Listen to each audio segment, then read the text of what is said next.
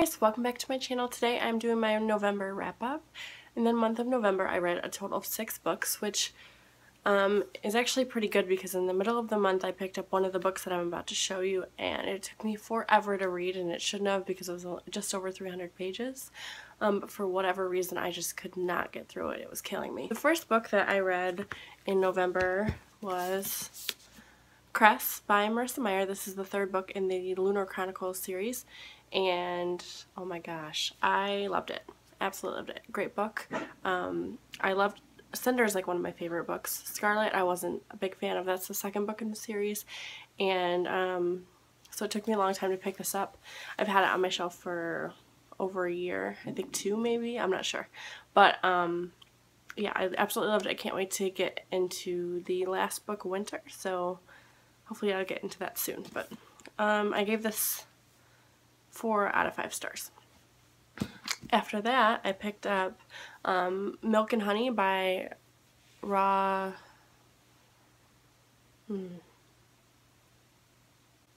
I can say her name, but I don't know how to, or I can see it in my head, but I don't know how to pronounce it. So anyway, I'm just going to put a little picture over here because I don't have the physical copy. It was a library copy. It's a book of poems, and it's broken up into 4 different sections. So there's like the hurt, the healing, I don't remember what the other 2 sections in there are, but basically it's about being a woman and going through, you know, there's like the first half is like about being sexually assaulted, then it's about like being in love and getting your heart broken, and then like healing after that. So I loved it. I never read poetry, but I have heard a lot about that one, so I wanted to pick it up, and I'm so glad I did. I could relate to so many of the poems in there, and I loved it. I wish maybe I would have read it, you know, when I was younger, when I was in all of these bad relationships that I was in, because maybe it would open my eyes a little bit. But that one I also gave 4 out of 5 stars. After that, I picked up The Girl in 6E, and this is by A.R. Torr, I think. Yeah. This is by A.R. Torr. This is actually book 1 in a trilogy. I loved it. So it does have some adult themes in it. There's a lot of like sexual stuff in here, so if you're not 18, I do not advise picking it up. But I really did like it. I thought it wrapped up rather nicely, so I was surprised to find out that this is actually a trilogy. I did like it. I gave it 3.5 out of 4 star, or 3.5 out of 5 stars. And but to be honest, I don't think I'm going to pick up the 2nd or 3rd books, just because I have a lot of books that I want to read, and I felt like this wrapped up really nicely, so I don't think I need to pick it up. I mean, if it gets good and it's like necessary and you guys have read it, like let me know down below, maybe I'll pick it up in the future, but for right now I think I'm just going to stick to the 1st book. And again, 3.5 out of 5 stars. Okay, so the next book that I picked up was The Girls by Emma Cline, and this book follows a girl who is in her like early teens. I think she's around 14, in the late 60s, early 70s. She gets hooked up with a cult, and you know, things ensue after that. So I was so excited about this book. I had been anticipating it as soon as I heard about it. It just had the aesthetic that I like, that I love in a book. So I thought it was about the Charles Manson cult, but it's not. It follows someone else named Russell. So, you know, I don't know. I think the writing style was just it was like overdone. Like she could have, I would find myself reading it and just having to go back and reread the same sentence like 5 times because I wasn't paying attention, because it was just really wordy and totally unnecessary. The book did get better towards the end, but again, like it didn't really go into enough for me. It was just basically her life. And when I was looking at the reviews for this on Goodreads after I read it, I tended to agree with most readers, and I actually found out there's another book that does follow the Charles Manson cult, and I can't think of what it is off the top of my head, but I will be picking that one up, because I think that's going to be a little bit more of what I'm looking for. I'm like obsessed with, like, I don't want to say obsessed, but I'm fascinated by cults and like the 1970s. Like I just, those two things, like if they're in a book, I'm like ready to pick it up right away. But this one just took me forever. I just think it was like the writing style, and a lot of times I wasn't really paying attention to what I was reading. It wasn't keeping my attention, which is always a problem, you know. And because of that, I'm lucky that I even got through the books that I did, because this one just took so long, and then when I was done with it, I didn't want to pick anything else up. I was kind of like, ugh, like in a little bit of a slump. I think I gave this one 3 stars. Okay, and then I picked up Stalking Jack the Ripper. This is by Carrie Maniscalco, and it's actually James Patterson.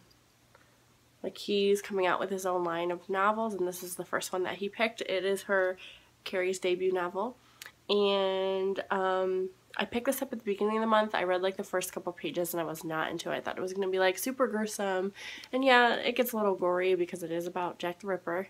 And this is the first in a series. I don't know, you know, anything about the next book or when it comes out or anything, but this follows a girl in the 1800s who is not like most girls in that time period. So she, you know, she doesn't want to be constricted, and she doesn't want to go and be a socialite. She doesn't want to have tea, and she doesn't want to be a part of like the social aspect of society, and she's a highborn girl, so of course that's what's expected of her.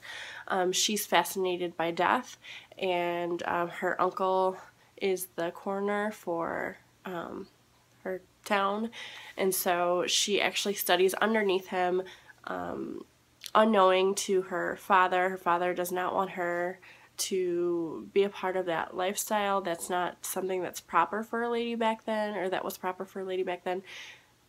The main character, her name is Audrey Rose, and she is amazing. Like, she doesn't care what the social norms are. She wants to do what she wants to do, and she doesn't understand why she can't do that. Like, who made that rule up, that women were supposed to be prim and proper and, you know, have tea and not, you know, gossip and not drink or smoke or do any of those things.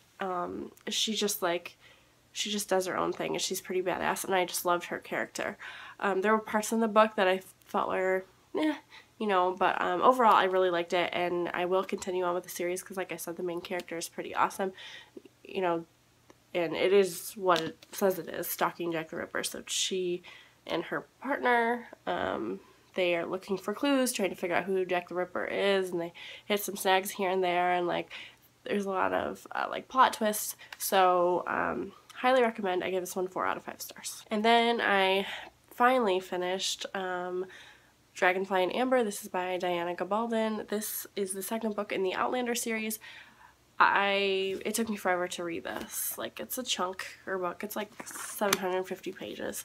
So, you know, it's a huge book, and I loved the first one, and I flew through it, and I picked this one up, and it took me forever. I think I was reading this for like the last 4 months, because I would pick it up, I would read it, and then I would put it down, I'd read something else. Because like in the middle of the book, there's war going on, and between Scotland and England, and it's boring to me. Like, I don't want to hear about the war. I don't want to hear all the, like, they went this way, and they, you know, strategized like this, and they did this. It fell a little flat for me.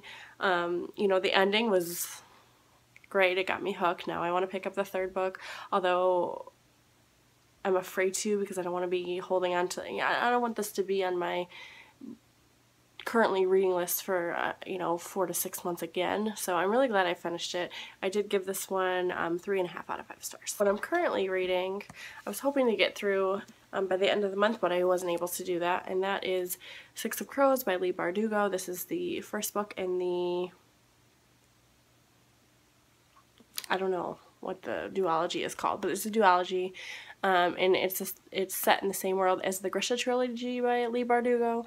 I did not read the Grisha trilogy, and I don't plan on reading the Grisha trilogy. Just not really my thing. I picked this one up because it's about a heist and a group of misfits, and that's like right up my alley. I'm about 160 pages in, so just about halfway in, and I do love it. It is a little slow. It took me a little while to get into, and what's been happening is I'll read the same thing with Dragonfly and Amber. Like, I'll read it, and I will read it for a little while and I'll put it down. I get kind of, like, I can only read so much of it at one time. It's not something I can just, like, binge read, which is kind of sad because I really want to get through it. I've been meaning to read this for a long time, and, you know, it's a beautiful book. Those are what I read in the month of November. Let me know down below what you guys read, or if you made a video or a blog, link it down below so I can go check it out. Don't forget to like and subscribe, and I will see you guys next time. Bye!